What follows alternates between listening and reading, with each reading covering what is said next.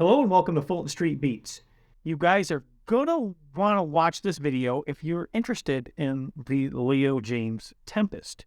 Now, the Bald Shredder just did a video where he reviewed this guitar also. And we communicated back and forth about, well, an issue that he had with his guitar that this one does not have. And that is that this nut is cut precisely, and his wasn't. It was a little short. But there's more differences. And now, I don't like to put companies down, but it seems like if you're going to release a guitar, you would at least be releasing the same guitar. Now, his is a little different color than this, and it doesn't have the green style binding on it. Still a gorgeous guitar. However, people are getting guitars that are set up different, and even with different parts on. I didn't realize that until today. So let's talk about that first. And then we're going to go into Jaymz. And should you buy from Jaymz or shouldn't you? So stay right there, and I'll be right back.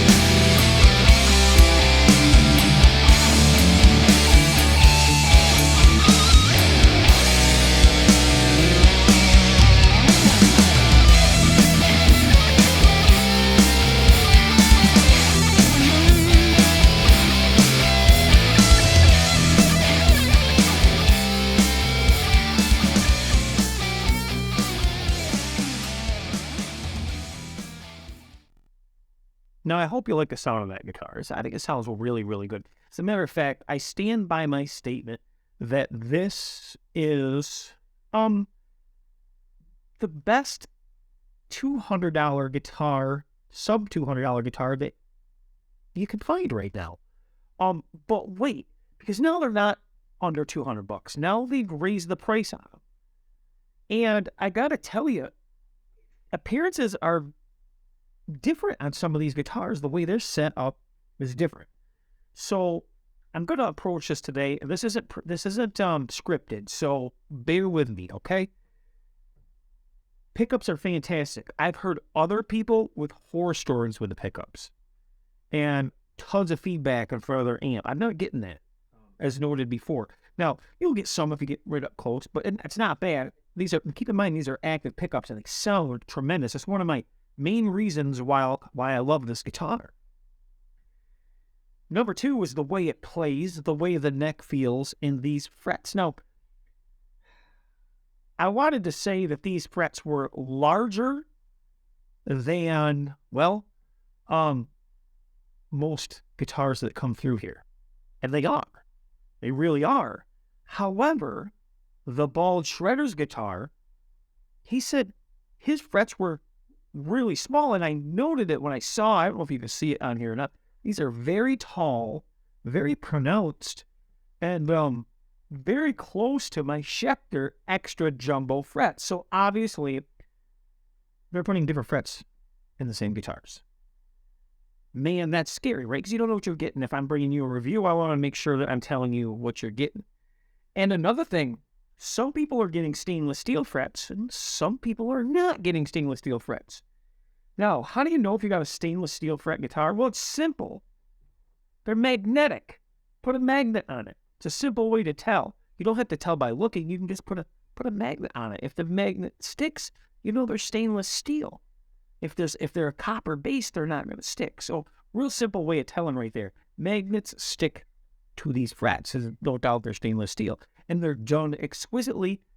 And I've heard some frets, such as six-string Stanger, didn't have the wonderful frets. So I'm wondering if his frets are extra jumbo and stainless steel. I'm not sure.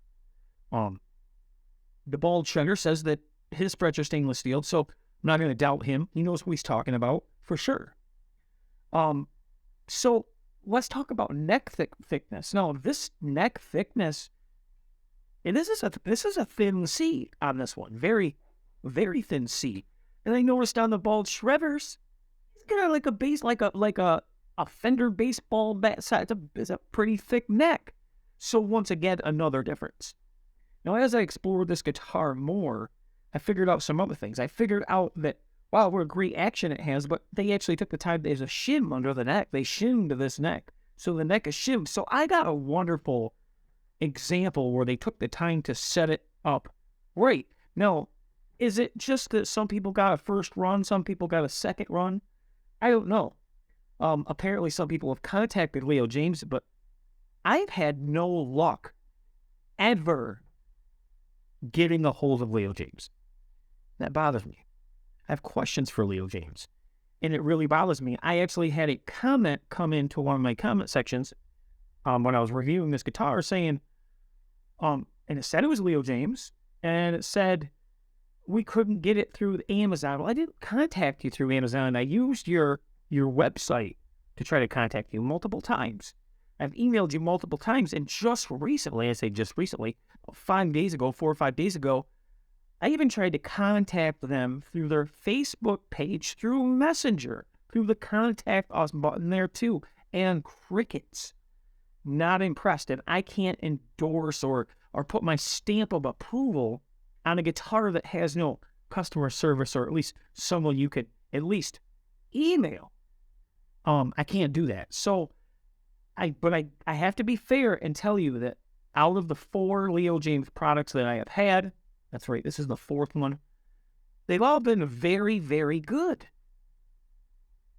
And that's a shame that they can't return emails or answer a few questions. I gave them all the chances that I could. I'm not going to anymore. I can't continue to buy guitars when we have so many questions. It would be nice to bring to you, why? Why is there a difference?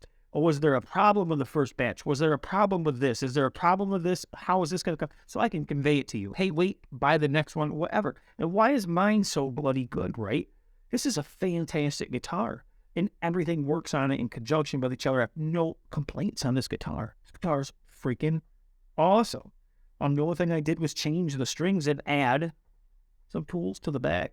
Factory tuners, everything they hold. I can grab this thing off the wall. And I can, what's nice is I can tune this guitar to standard tuning, drop it to drop D, whatever. Don't get a big fluctuation in the 2-point bridge, and everything stays stable. And another thing I don't believe this is a plastic nut. I'm pretty sure this is a graphite nut. It acts like graphite and it stays in tune. Wonderful. Wonderful. So, I'm going to leave you with that. Now, if you guys want to check out an awesome jam and hear how these sound, I suggest you go over to the Bald Shredder's channel, Richard Jaymz. Check him out because he's an amazing guitar player, and he really can articulate how fantastic this thing sounds. Much better guitar player than I'll ever be, and I'm proud to say that because he's awesome, So, yeah, check it out on his channel, and you'll understand. But then take a look at his frets. Like, these frets these are pronounced. You put your hands on these frets, and they're huge. Now, I would call these a jumbo fret, whereas my other ones are considered an extra jumbo.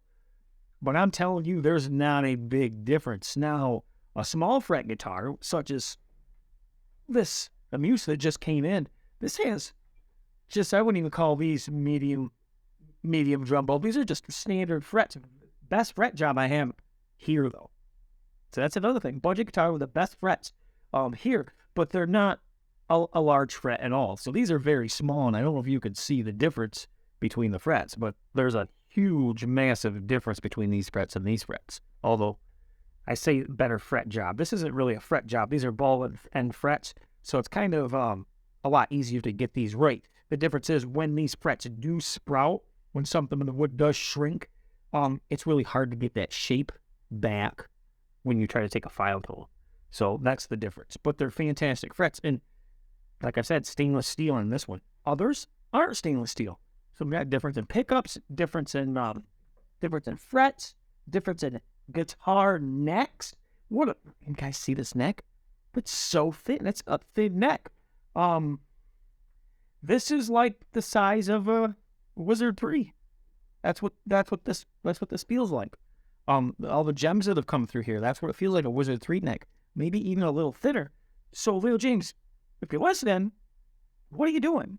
Just let us know. Let us know in the comment section. Even if you don't want to talk to me for some reason, if I did something to make you angry, I apologize. But let your customers know what the difference is. These are the necks you want to go with right here. And like I said in the other videos, if you made these guitars with a satin finish on the back and no gloss, it'd be even better for a lot of people. Me, I don't mind the gloss, but I love this neck. One of the reasons that I love this guitar the most is the neck and the frets. And brother, the sound and the finish is outstanding. Yeah, I mean, we got the Schecter in the back, which is a absolute work of art. I love that guitar, and that's a screamer. My favorite guitar we have here.